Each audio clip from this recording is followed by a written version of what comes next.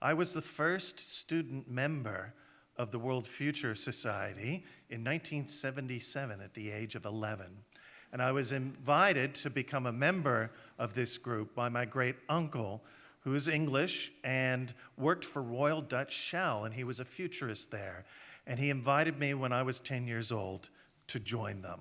And since that time, I have to tell you, everything that I imagined that the future would be when I was 10 years old is happening today, right now, including flying cars. And you think I'm making this up. I get to work with all sorts of very interesting industry groups, major corporates, primary producers. Your industry is down here in this row. Primary producers, veterinary associations,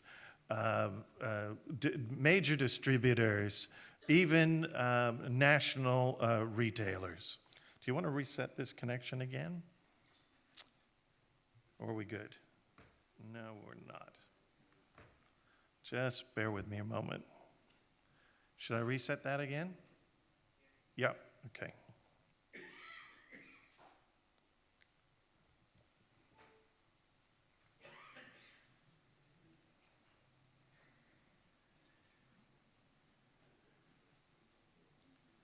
Better?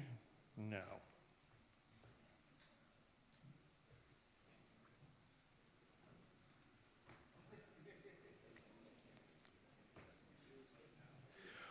So, I might get you to fix that while I continue. So,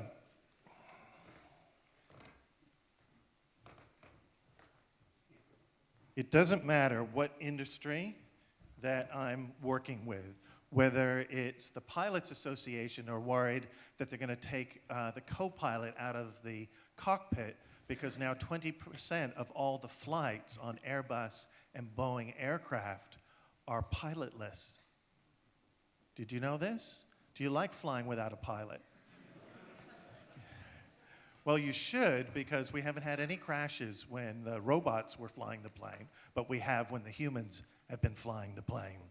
And it doesn't matter whether I'm working with skin cancer doctors or teachers or industry groups. It doesn't matter. They're all telling me that they've all seen more changes in the last 3 years than in the last 30. And I know you're feeling it too. You're feeling in the pit of your stomach that the outside world might be moving slightly faster than you are, than your industry is. And this feeling was identified in the late 1960s by one of my mentors, Alvin Toffler, who wrote about it in a book that identifies this feeling that we have in the pit of our stomach, that the world might be changing faster than we are. And do you know what this book was called and this identifiable anxiety is? It was called Future Shock. Future shock. That the world might be changing significantly faster than you think. Because to get to 50 million in sales of the telephone, it took 75 years. It took 38 years for the radio to get to 50 million of sales. It took 13 years for color TVs. It took 4 years for the World Wide Web. It took 3.5 years for Facebook. It took 3 years for the smartphone. It took 2.5 years for AOL, America Online, which was the precursor to the internet. And it took 19 days for this brand. This brand's at the bottom here. What's this brand? Pokemon Go. Pokemon Go. And there are at least 1 million people playing Pokemon Go right now as I speak. And I know you can feel it too. And so I would like to start this conversation by you turning to the person next to you, and if you're 2 chairs away, you might have to shift over. Talk to your learning partner that you're sitting next to. What incredible changes have you seen in your world in just the last 3 years? You have 90 seconds to discuss. Your time begins now.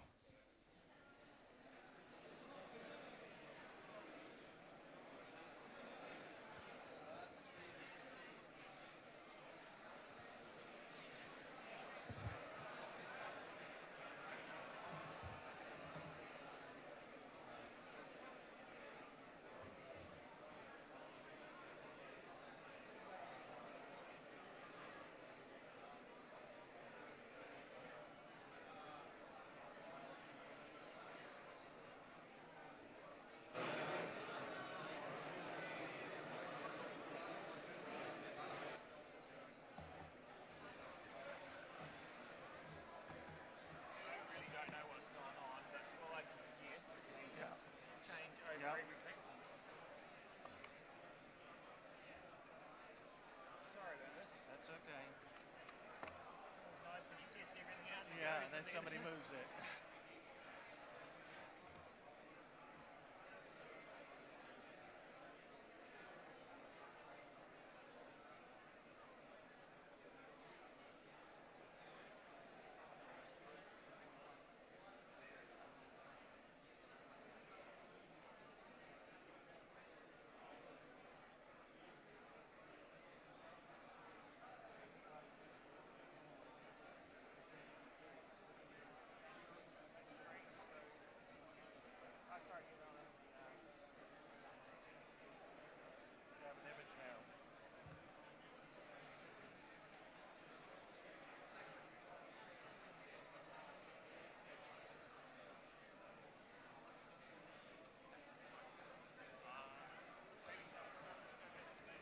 Okay.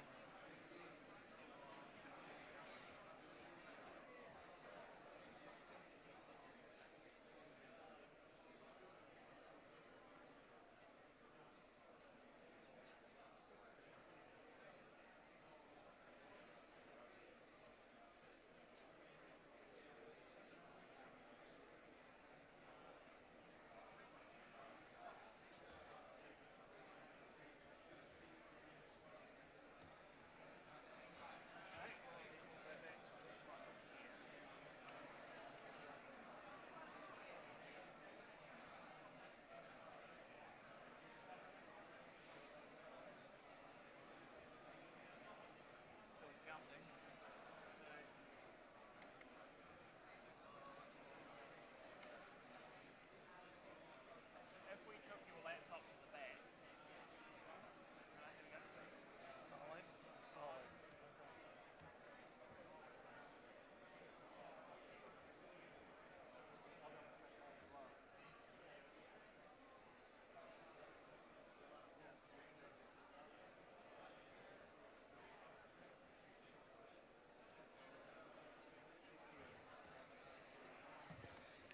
Shh, thank you. I knew there was changes. Now, I want to talk to you about how I can help you specifically, and unless I talk about how I've helped other clients directly related to yours, you won't know that I'm actually here to serve you. You think I'm here to serve me, but I'm not. I'm here to serve you. And one of my clients is Peter Hayden. Peter Hayden is on the board of Australia Pork. Australia Pork has seen a step change in the acceptance of pork, growing their market in the last, just in the last few years, significantly, by a change in strategy, a change in campaign, and a go-to-market plan. Significantly, we grew the market just over 200 million. Not a bad result for an investment that was less than 10% of that. I don't know about you, but if I could go to the casino and risk $20 and get $200 back every time, I'd be going to the casino every day. So I'm really here to serve you, but I have to ask you, you're not going to be able to accept a lot of the information that I share with you unless you have an open mind. So can I ask you to have an open mind today? Do you have an open mind? Okay, good. Then you will be open to learning because there's lots of things to learn together. And so what we're going to do is there's this technique to get an open mind as open as this guy's. And it's called the tapping technique. And you just take your index fingers, you uncross your arms and lift up your hands. Everyone do this. Tap together. Not like this. Together. Two hands. You have to use two hands. And then you have a mantra. Repeat after me. Keep going. Don't stop. Don't stop. You repeat after me. You repeat after me. I have an open mind. All together now. I have an open mind. Yes, you absolutely do, because I can tell you, I just made that up. But we're really living in the age of paradox, where two things are true at the same time. And I'm not talking about fake news. I'm talking about two driving forces that seem completely opposite are true at exactly the same time. Let me give you some examples. Right now, there's more peril to incumbent brands, businesses, industries than ever before in history. Do you believe this? There is more risk around your industry than ever before. True or false? And at the same time, there's more opportunity around your industry than ever before in human history. Do you believe this as well? So these are two opposite trends that are true at exactly the same time, and I'm not talking about fake news. Where you're either the disrupted or you're the disruptors. Which would you rather be? This is the world that we're living in.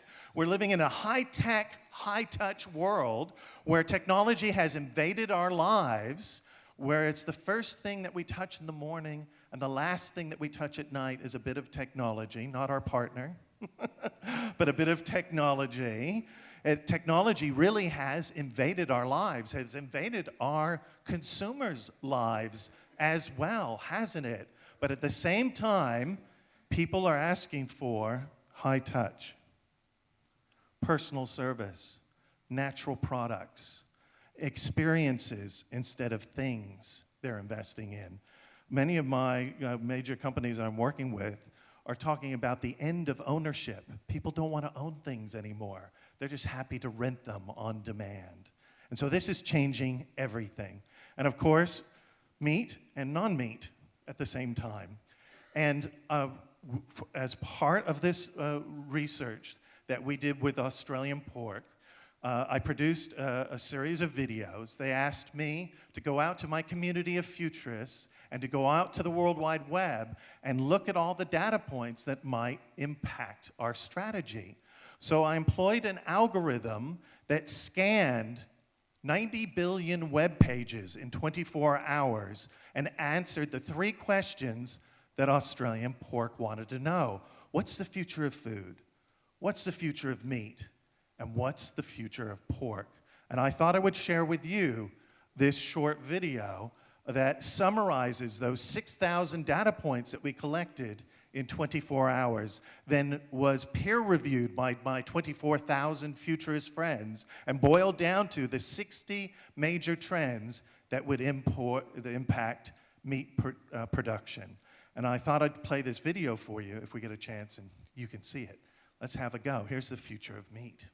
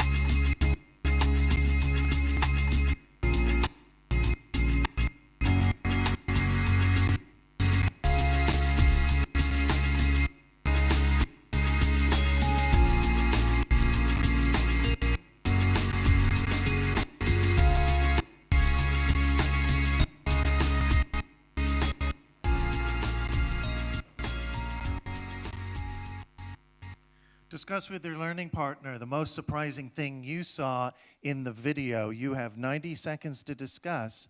Your time begins now. You want to try this laptop at the back of the room?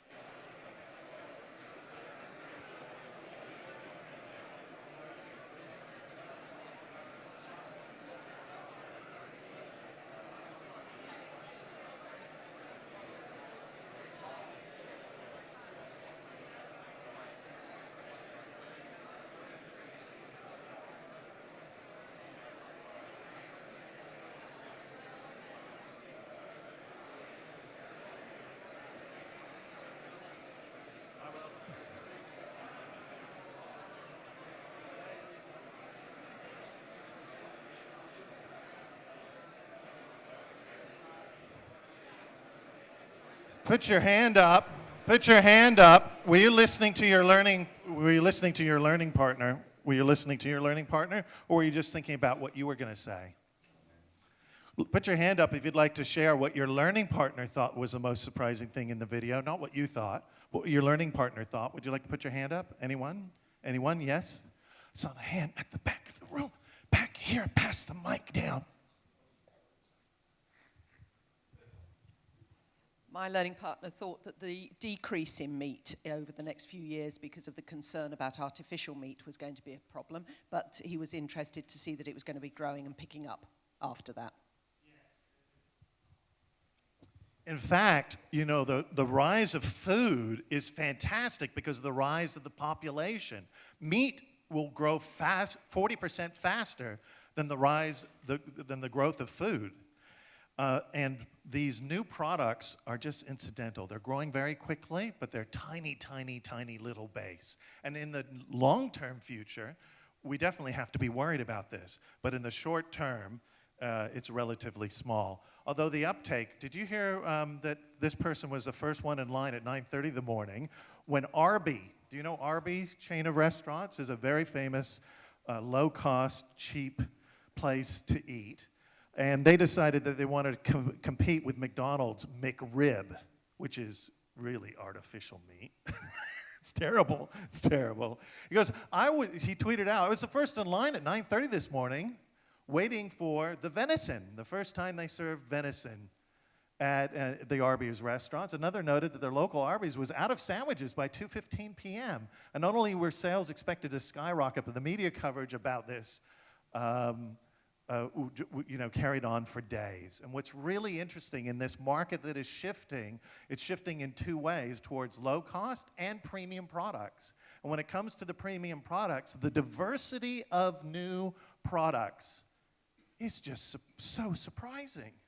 You wouldn't believe what people are choosing to eat. And when I went to school when I was young, my dad's Kiwi. My great-grandfather moved to Hawke's Bay in 1905 and became a fruit farmer. And so when I grew up in America, I had odd sandwiches. And people called me ethnic because I had Devon in my sandwiches in the 1970s. Do you know what people are eating in their sandwiches at school now? It's incredible what we're seeing. And the reason is that people are more accepting to change in their lives. They're more accepting. Every time they download a new app on their phone, they're engaging with a new brand. And so how accepting are we of new brands? Every day we're doing it. This is great news. This is great news. Click. At the same time, you should know that we are entering the fourth industrial revolution. and every industry will be changed by some incredible shifts. In fact, we will change our entire economic system, and I don't mean from communism to capitalism. I mean a shift in the thinking of what drives our economies. And we're moving from the third industrial revolution, which was, well, do you know what the first one was? What was the first industrial revolution? Steam. And then the second industrial revolution was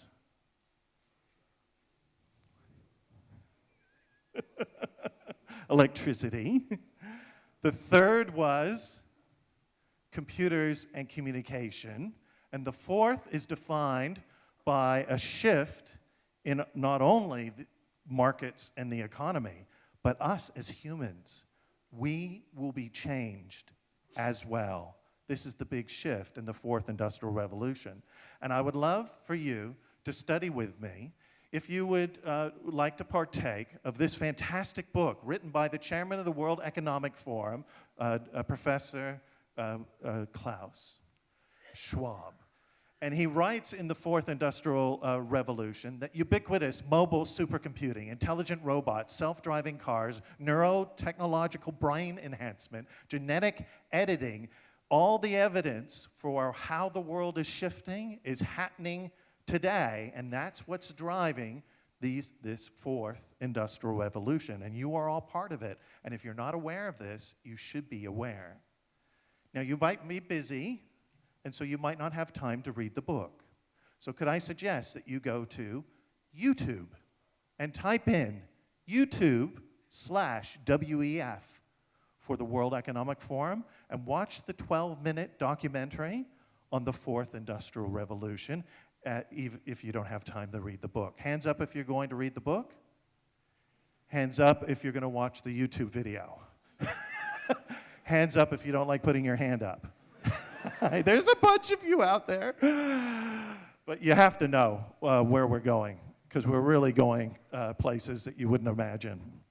And so what this is leading to, at the last Davos, they call it Davos, that's where it's held, this World Economic Forum that's been run for 35 years by Professor Klaus. And this year, it was all about Larry's letter. And following up on the previous conversation about a social license, Larry runs the biggest hedge fund in the world, $6 trillion. $6 trillion! And he's an activist investor. BlackRock is his name. BlackRock is his company. And he sent a letter to all the listed companies on the New York Stock Exchange. And in Larry's letter, he said that we, as champions of the fourth industrial revolution, must focus on two things that you're not doing very well. Those two things are, number one was long-term strategy. We're not very good at doing a long-term strategy. In fact, many organizations, when they're doing long-term strategy, they do it in 1 or 2 days, once a year. If we're doing long-term strategy, how often should we be doing long-term strategy? Every day. Every day. And so there are systems that one can put into place to monitor what the markets are doing around the driving forces that are impacting your industry. We could do that every day. And it now costs very little to do that. He also said that we must be committed to a societal purpose, and we heard a lot about that, so I edited out those slides that I was going to talk more about having a social license.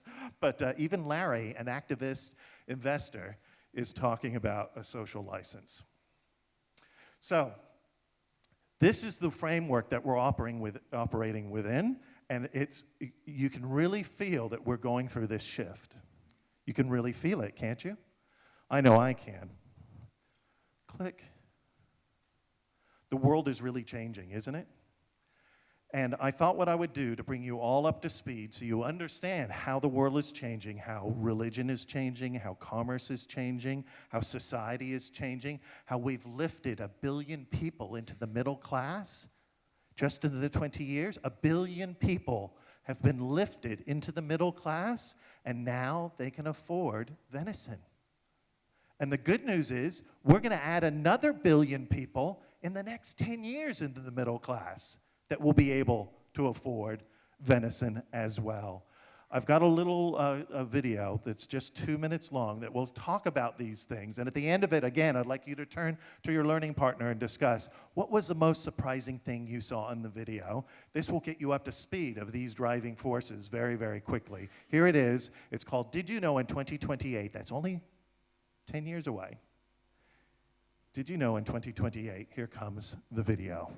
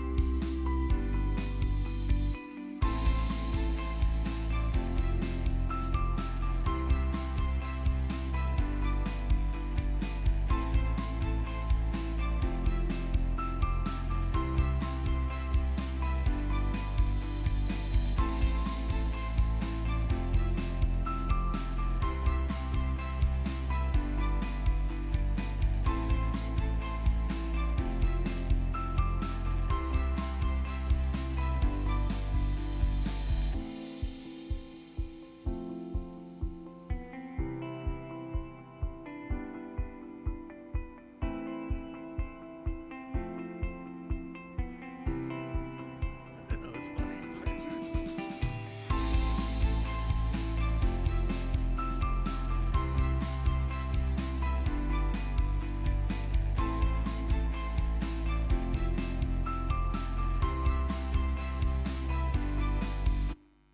'Turn to your learning partner, discuss with them what was the most surprising thing they saw in the video. You have 60 seconds. Your time begins now.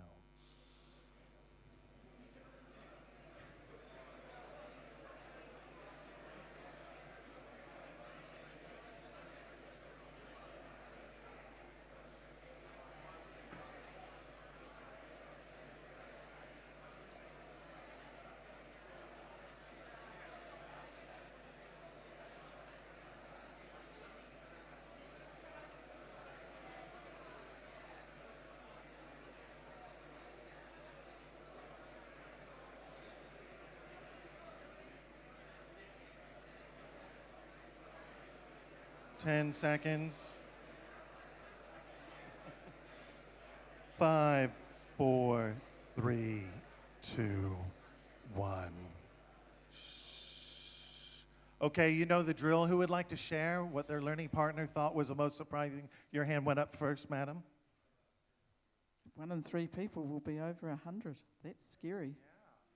Isn't that incredible? We're extending human life farther and farther. I have a futurist friend, Audrey Gray, and he is an expert in longevity, and he says that there are young people alive today that'll make it to 125 easy. Yeah. Who else? Over here, somebody thought something surprising? Anyone over here don't want to share? You know what I thought was surprising? So I wanted to verify it. Oh, Verbeck, one of my clients. Good to see you. I found that expression around all of the internet being stored on DNA. Yeah, I know. And you won't believe what you have on your farms that will help with this. You'll never believe it, and it's totally true. Here it is at the bottom of this test tube. Some genetically modified E. coli. And you won't believe what the American Film Institute is doing. They're storing movies on this medium because they want it to last for more than 1,000 years. This little startup is called, I love it, it's called Twist. Why is it called Twist? Because DNA is in a spiral, we think, although we've just found a new form of DNA that's in us, and it's not a spiral, so it could be not a spiral as well. And did you know that 1 gram of this DNA can store 1 billion terabytes of data for at least 1,000 years? So if you buy a new laptop today, and it's, say, like a gamer's laptop, you'll get a terabyte drive in it. Imagine buying 1 billion of those. But if you're a geneticist, you're like, this is fantastic, because we can grow E. coli in the dark. We can put it in the lab down in a damp, warm place, and it will double. And we don't have to build a $2 billion Intel fabrication plant anymore. We can grow things. And this is how everything's going to change, including your industry. So Microsoft, Facebook, Apple, and Google have all invested in this startup called Twist, and they all know that in the not too distant future, we're going to be storing everything in genetically modified E. coli. You have some of this in your household as well, and so in the future, backing up is going to mean something completely different when you go to the loo.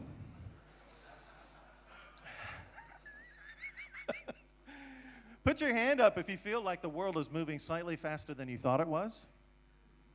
Yes. So I attend this conference in 1998.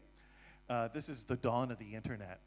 And there are 2,000 people at this conference. I wasn't presenting, I was just a delegate. And I didn't arrive early because of Qantas flight was delayed and the super shuttles were delayed. And I rushed in, but the conference organizer at the entrance said, just before you go in, could you write, Craig, on your badge 3 words that inspire you? Because we're going to have table topics, and we're going to move every half an hour based on those words. And so I hurriedly wrote down 3 words. 3 words. My 3 words were foresight, innovation, and leadership. And I rushed in and I sat down at one of these round tables. This guy reached his hand over to me and he said, hi there.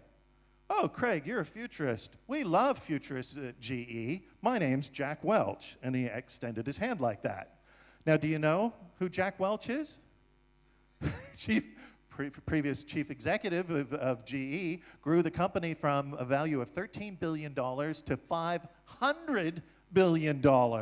And so when he said, hi, my name's Jack Welch, all I could think, because I'm a smooth, suave operator, all I could think of saying is, I know, it's you.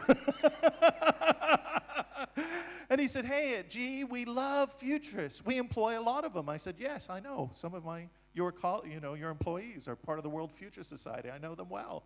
He said, and Craig, I have to tell you, look at your badge. And I looked at my badge, and I said, what about it? He said, look at my badge. And he had 3 words on his badge. You know what 3 words he had? Foresight, innovation, and leadership. He said, we're not going to have to move table. We can stay here together and talk for an hour and a half. I'm getting goosebumps thinking about it because I get to sit with Jack Welch for an hour and a half. And he said, and everybody will come to our have to move and come to our table. I said, you're Jack Welch. Everybody's going to come to your table. And of course, by the 3rd session, everybody was huddled around Jack. Now, Jack says lots of things about the future, but it's directly related to what you put your hand up around. Jack says, if change is happening on the outside faster than on the inside, the end is in sight. You must keep up with your customers. You must keep up with industry changes, and I'm here to help you, not only in this speech, but for the next 12 months, you will have access to me. I'm not going to try and sell you anything. I'm going to provide you online leadership for the next 12 months because I want to help you as an industry. The second book that we're going to be reading together in these sessions, if you choose to partake, is Abundance. And Abundance, it spells out the 8 mega trends that will transform these industries in more detail. And it talks about the major challenges that we will have to deal with in the world, including clean water, equity, equal opportunities for all, education, and how these technologies will help them. And these 8 technologies are impacting every industry and changing our economy. And I thought I would share them with you as an executive summary. So this is exactly the time you take out your smartphone and get ready to take a picture. Are you ready? Have you got your smartphone out? This guy says you really should read it. What's his name? Bill. There's another Bill said that it's required reading, this book, for every modern executive, and his initials are BG. Bill Gates. His initials also stand for now the biggest giver of all time. And in this book, they talk about technocrats, techno-billionaires that have become the biggest givers. Here's the list. At number 1, infinite computing. We talked a little bit about that in E. coli. Number 2, sensors and networks. Number 3, robotics. 4, 3D printing. 5, synthetic biology. 6, digital medicine. 7, nanomaterials. And 8. And one of these will be the single biggest driving factor to completely change your industry. Which one is it? Turn to your learning partner and discuss. You have 30 seconds. What number is it? Tick, tick, tick, tick, tick, tick, tick. Feels like quiz night again.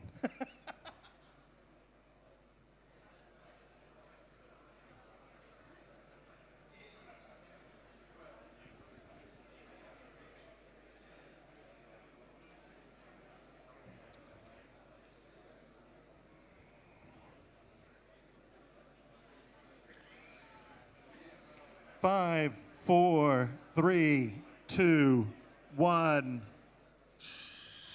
On the count of 3, you're going to hold up as many fingers for the number that you think is going to be the number 1 driving force in your industry. Would you please, on the count of 3, hold up your fingers? 1, 2, 3. The answer is 5, 3, 1, 8, 9, 7. You want to know what the real answer is?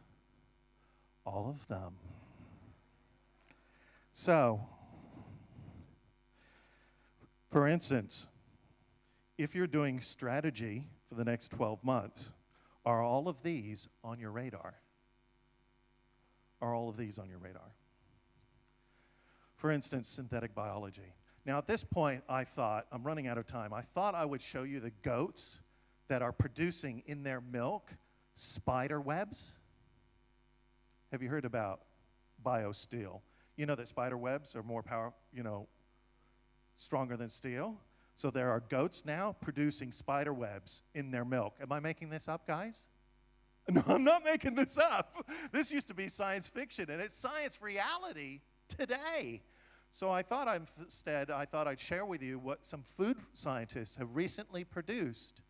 You probably all have heard about it. It's called the Impossible Burger, but what you haven't heard is they've gone into mass supply. They can now produce millions of patties in their factory because they've just signed up. If you like Wayne's World, you will know this burger joint. It's called White Castle. White Castle. Have a look at this.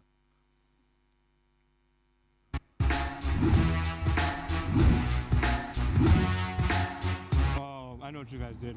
Is this a vegan burger? Yo, it's good.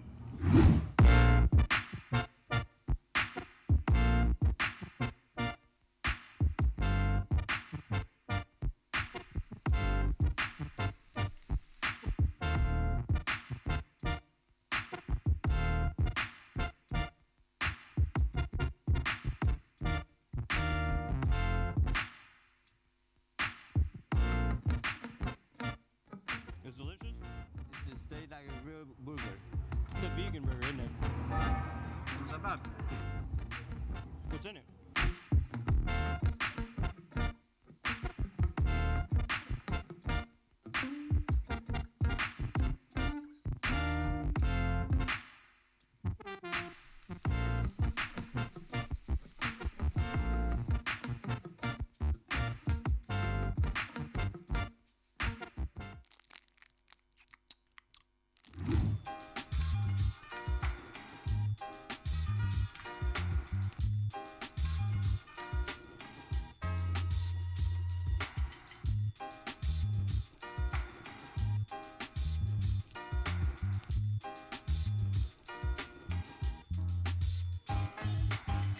Let me tell you something.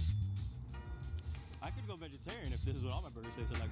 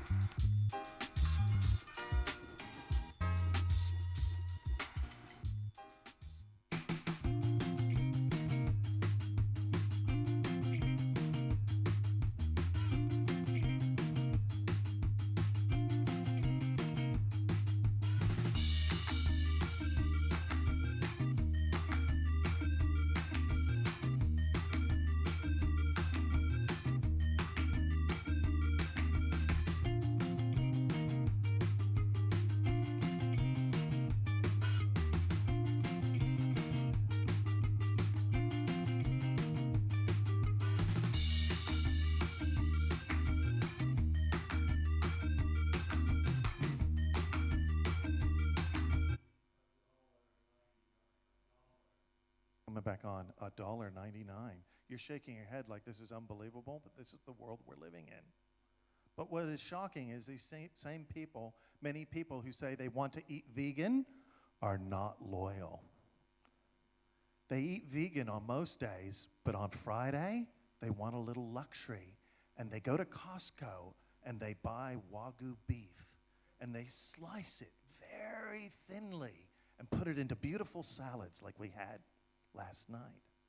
I have to tell you, many vegans choose to be vegan all the time, but many people are choosing to have a vegan lifestyle and cheat on the weekend. Just saying. Sensors and networks, you're already using sensors and networks, but sensors and networks are getting cheaper. We're going into the Internet of Things, and that means that instead of selling just billions of smartphones, we will have 10 to 100 times that on new networks that are called, what are the new networks called? 5G networks. 5G networks. 5G networks, the next generation phone network, is designed not for your phone, but for the Internet of Things. And these are some examples of how scanners are getting cheaper and better every day. So I have a friend that's a cardiologist, and when you go to see him, he doesn't use a stethoscope anymore. He pulls out his smartphone, and he's got an ultrasound that can monitor your heart rate, the flow, your heart flow, how the valves are working, and he just rents it in his practice for $199 a month. I don't know how much you paid for your ultrasound, but was it more expensive than that? Just saying. And they're getting even cheaper. I mean, there's a knockoff version of this Philips, which is the best one, and then GE makes another one. It's a very good one as well. But there are knockoff ones on Alibaba. You know Alibaba? On Alibaba, you can buy this one. It's not as fine resolution, but if you wanted to monitor a bladder or a pregnancy, you could certainly, use something like this. $199 outright, knockoff version of the Philips one. And this Israeli startup decided to create a molecular scanner. What this means is that your distributors, because do you know, I don't know if you know this, there's a lot of food fraud in the world. Just a little industry secret, I don't know if you knew this. So imagine your distributors in China want to verify, it's not just the logo on the outside, but they want to verify that that product in that box is the same molecular makeup of that felt that came off the farm. So what you need is one of these that was funded through a Kickstarter. It's a molecular scanner you connect to your phone, and you can scan the molecular structure of anything in the physical environment with a little device that costs a couple $100 in the palm of your hand. And you could give it to your distributor in China, and when they scan it on the other end, if it doesn't match, you know what the phone does? Fake food. Fake food. Have a look at this. Whoops, click too quickly. Go again. The technology at our fingertips can help us do amazing things. It can help us navigate the world, know which restaurant to book tonight, or know what song is playing on the radio. But when it comes to the actual stuff around us, if we're not sure or just don't know, well, you're on your own. I'm Damien. And I'm Dror. I'm excited to introduce Sayo. Sayo is the first molecular sensor that fits in the palm of your hand. It scans the molecular fingerprint of an object and provides relevant instant information about its chemical makeup. You can use it to log the chemical fingerprint, record it, and share with your friends. Imagine if there was a way to know which watermelon is sweeter. When is that avocado gonna ripen? How many calories, carbs, or proteins are in that shake? How your plants are doing. Imagine if there was a way to know the chemical makeup of everything we come in contact with. The applications are endless. Sayo uses this tiny optical sensor called a spectrometer, which absorbs light reflected back from an object and breaks it down into a spectrum. The spectrum is then sent to our cloud for analysis, and our algorithms sends back the result to your phone in real time. Spectrometers are used today in labs around the world, but they're too large and expensive for everyday use. To fulfill our vision, we need to make a tiny spectrometer that can be mass-produced at low cost. We recruited an amazing R&D team that redesigned the sensor from the ground up, using low-cost optics and advanced signal processing algorithms. It took us 3 years and the effort of many talented engineers to create our sensor. We now have a working product and several applications, with many more to come.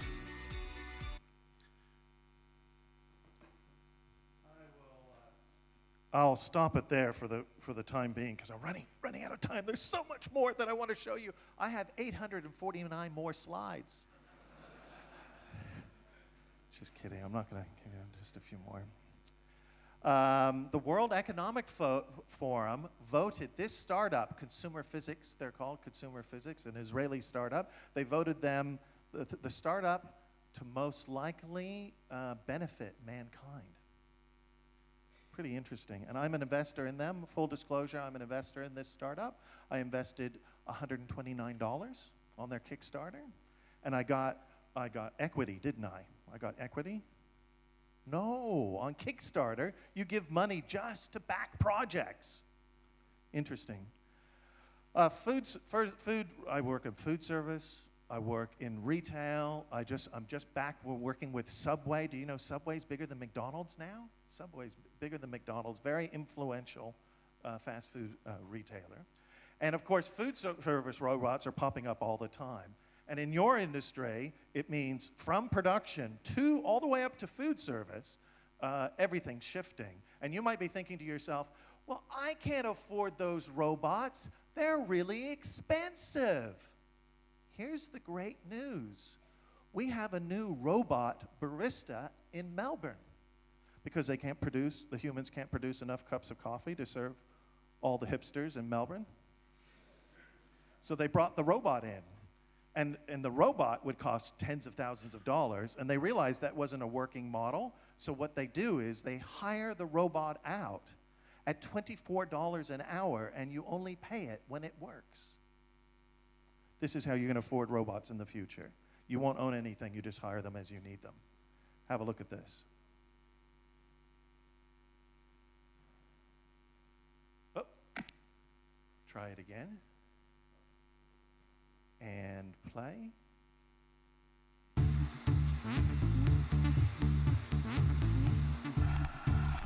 We're in the beginning of what appears to be a great technological upset.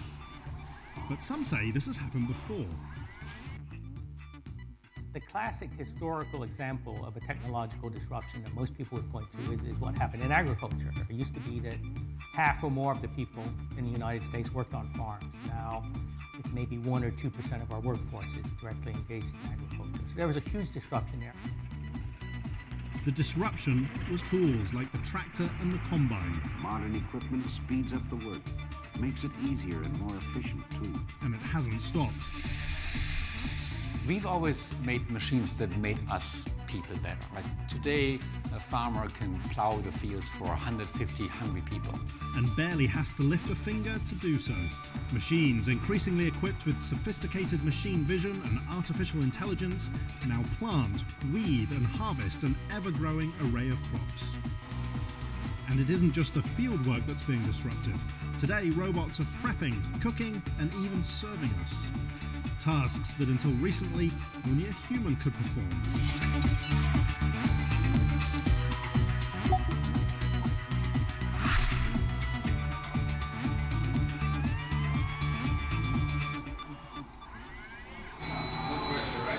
So when we hear the sound of the bell, we know that a new order needs to be prepared. Fire one supreme.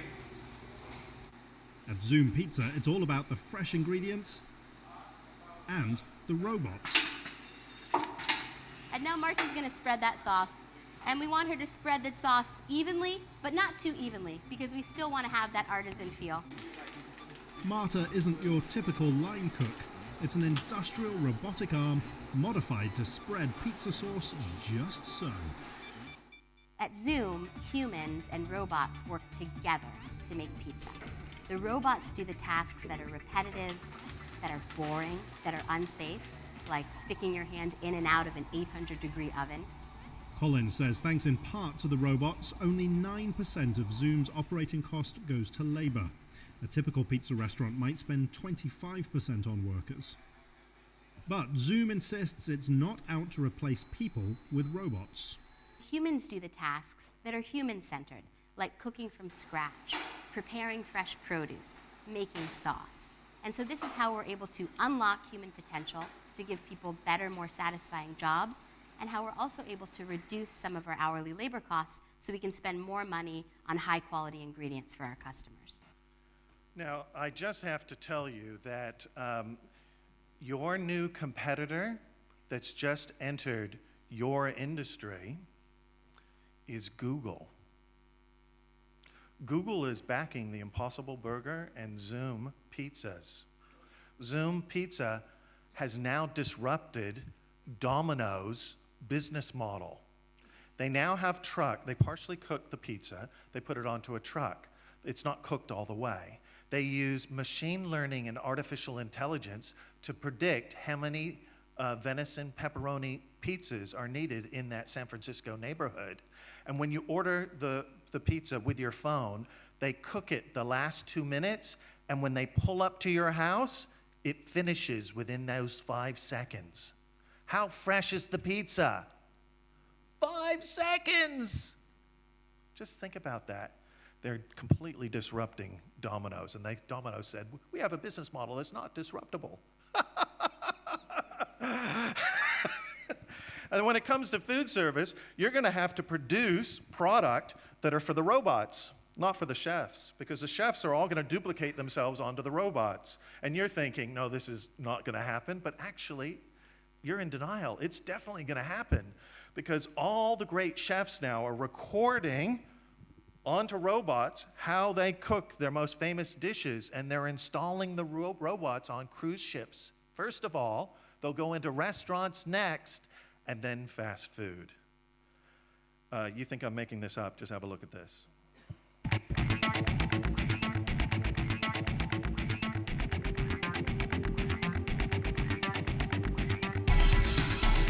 Imagine having a 5-star chef cooking all your meals for you every day of your life. This is the dream and the goal that Moli Robotics is trying to accomplish. They have created the first fully automated and intelligent robots that can learn recipes, cook all kinds of foods with a remarkable precision, and then clean up after themselves. Moli Robotics built a working prototype of the Moli Kitchen. This futuristic-looking workstation is equipped with advanced robotic arms and hands that can grip kitchen utensils, measure liquids, crack eggs, you name it, they can do it. MasterChef winner Tim Anderson was hired on as Molly's development chef and helped the robotics team teach the robots how to cook by using motion capture gloves and wristbands, much like a video game. This means you can potentially record the movements of other famous chefs and have a meal prepared for you indirectly by, let's say, Chef Gordon Ramsay. You're in denial. Molly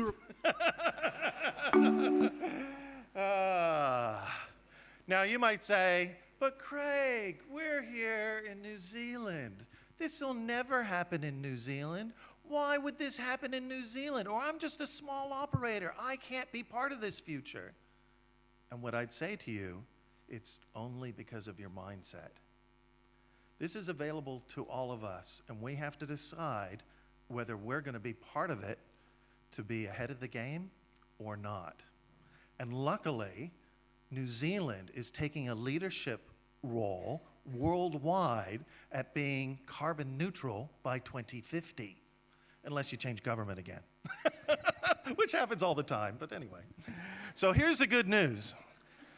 Meanwhile, in New Zealand, one of the people that you saw in the video, Sebastian Thrun, who used to work for Google, has been handpicked by one of the co-founders of Google to create a flying car in Christchurch. Did you see this in the news? If you didn't, here's the video.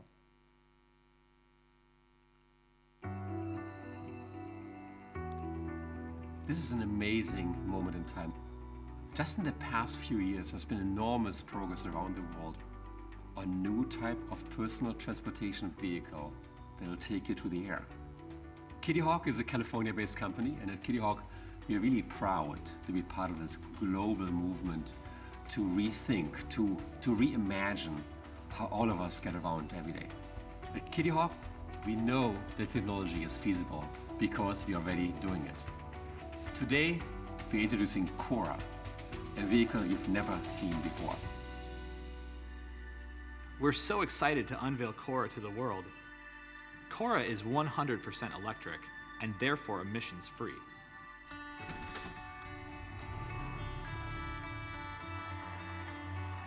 Like a helicopter, Cora takes off and lands vertically, so it doesn't need a runway or an airport. But unlike a helicopter, Cora is remarkably quiet. Cora can fly faster than 150 kilometers an hour and has a range of 100 kilometers. And unlike cars on the road, it travels in a straight line and it will never have to stop at a traffic light. And lastly, Cora is self-piloting, which means to get where you want to go, you don't need a pilot's license. We're really at the beginning of our quest. It's one thing to design and rigorously test an aircraft, but it's another thing to make it useful to society. That is the reason that we are so excited and proud to be working with the people and the government of New Zealand to roll out a commercial air taxi service. New Zealand is known for its innovation, its devotion to clean energy, which we offer, and to its very high aviation standards. We've got ambitious goals here in New Zealand. We want to get to net zero emissions by 2050, and that includes mobility. We're proud that Kitty Hawk has chosen New Zealand to undertake this exciting research and development work and is one of the flagship companies in our Innovative Partnerships program. Hands up if you're going to have a reservation on the new flying car. You haven't booked in yet? Everybody says, what happens if one of those propeller goes out? We've got 8 more. Don't worry about it. So, there is an entire industry group. They're called the startups. They're called the unicorns. There's 170 unicorns this morning as a final idea to share with you. And they're all looking for commercial operators to partner with. Put your hand if you're a startup in the room.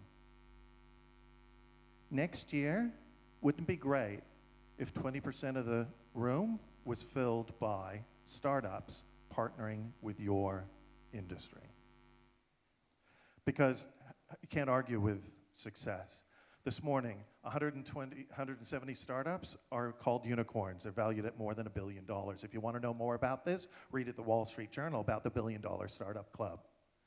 One of them, this morning, was valued at $31 billion. You may have heard of them. They're called Airbnb. One of the most popular categories on Airbnb, farm stays. Farm stays, one of the most popular categories on Airbnb, farm stays, because consumers are increasingly asking, where does my food come from? Where does my food come from? Here's the list. I don't know if you can see it in the back of the room. It's a long list. I'll just zoom in. We got Uber and Didi. Didi's the Uber of China, and those two companies together are valued at more than $100 billion. The number 3 is Xiaomi. Xiaomi makes the Mi phone. They are the 3rd largest mobile phone company, handset manufacturer in the world now, after Apple and Google. That was just announced this week. Airbnb at $31 billion. SpaceX is now doing all the deliveries to the International Space Station. In other words, a commercial startup is now doing what NASA cannot do for 1/10 of the cost that NASA used to do it. Just saying. Wouldn't it be great to team up with DJI? Where's DJI? Where's Jason? Where's Jason? Jason, where are you? Can you show everybody, like in the break, could you show everybody, there you are. Could you show everybody how you herd the sheep with your drone?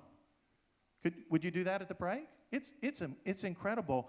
This company, worth $10 billion, they make commercial drones and consumer drones, could not have existed 7 years ago because we hadn't sold enough tilt sensors, GPSs, and accelerometers that are built into all these phones. But because we shipped billions of them, they can put them in their drones and now sell drones for $400. It's really incredible.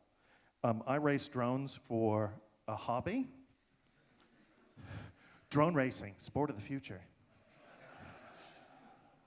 Or sport of now, because ESPN is broadcasting it worldwide. We have hundreds of millions of dollars worth of sponsors.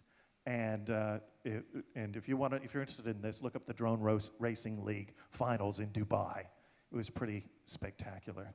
The list goes on and on and on, including Uber. This is the world's largest transport company that owns no vehicles and now bigger than Ford, GM, and Honda after 5 years. Airbnb is now bigger than Marriott. It owns no real estate. Actually, I should strike that out because they just bought a hotel in Miami. They're going to turn it into the Airbnb hotel in Miami. But it took them less than 5 years. They're more valuable than Marriott and Hilton. And now Marriott has to compete with Airbnb, so Marriott's getting into homestays. All of these megatrends are driving companies like Blue Apron, like HelloFresh. And when I speak to my food distributors and manufacturers, and I ask them, do you have a strategic alliance with a startup like Blue Apron? If they say no, I'm really worried. Do you know who Blue Apron is? They're delivering millions of meals every day. Every day. Some of them have venison in them. And HelloFresh. Spotify is now 20% of all the music revenues worldwide. Netflix is 30% of all the entertainment revenues in the United States. The list goes on. If you go to Crunchbase and you put in food, this is where you'll find a list of all the startups. Next year, we could put in a call out to all the startups. There are 4,158 of them today. Let me ask you as an industry, why aren't they in the room this year? Let's get them here next year. Because billions of customers are having extraordinary experiences all around the world. They're climbing into freaking pilotless cars, guys. They're staying in incredible Airbnbs. And then they come to your farm and they compare their Uber experiences with what they get on your farm. They literally are comparing it. And so they tweet out things like this. Landing at Kennedy Airport from Hong Kong, where they have, maglev trains that travel at 317 kilometers per hour. Landing at Kennedy Airport from Hong Kong was, as I've argued before, like going From the Jetsons to the Flintstones. Turn to your learning partner, ask them, is your farm more like the Jetsons or the Flintstones? You have 15 seconds to discuss. Your time begins now.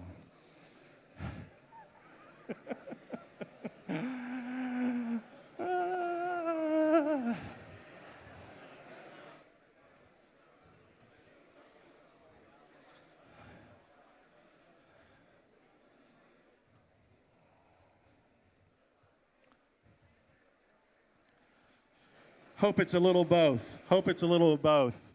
Last idea to share with you. If you would like my help to steal some of these startup ideas, bring that molecular sensor to your industry, to your farm, to your distribution to ensure food security in the future, I would say follow me on this journey. I'm going to publish a link to all of you so you can join my online mentoring. I'm not trying to sell you anything for the next 12 months. The third book we will be reading is how to engage with startups, these exponential organizations, and how to, for 1/10 of the investment, be 10 times better than you are today.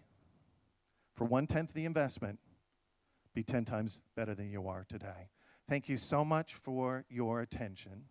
Sorry, a little bit, we had a little glitch there, but we eventually got it going. And don't worry, because this is just the start of the conversation. I can't wait to see you, help you online for the next 12 months. You all get an email. You can join my friends from ANSCO, Progressive Meats, to talk about what the future of food looks like. I'll see you online. Thank you very much.